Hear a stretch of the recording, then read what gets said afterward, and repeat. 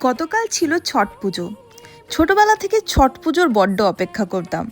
আর এই অপেক্ষার মূল কারণ ছিল ঠেকুয়া প্রসাদ। আমাদের বাড়িতে সেরমভাবে কোনোদিনই ঠেকুয়া বানানোর চল ছিল না, কিন্তু বাবার চাকরি সূত্রে কোয়ার্টারে থাকাকালীন বাবার অধিকাংশ বন্ধুবান্ধবের বাড়ি থেকে আসতো ঠেকুয়া প্রসাদ। আমার খুব ভালো লাগতো খেতে। এগুলো বড্ড শখের জিনিস, সবসময় চাইলেও পাওয়া যায় না। আর এখন যখন ছট পুজোর সময়, তাই ভাবলাম বাড়িতে একটু ঠেকুয়াই বানাই।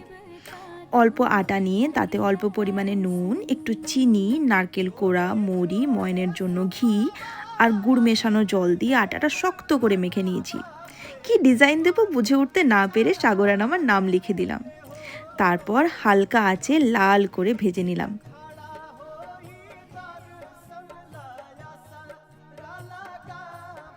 দেখি একটা টেস্ট করে, ও বাবা, গরম আছে। দারুণ হয়েছে খেতে।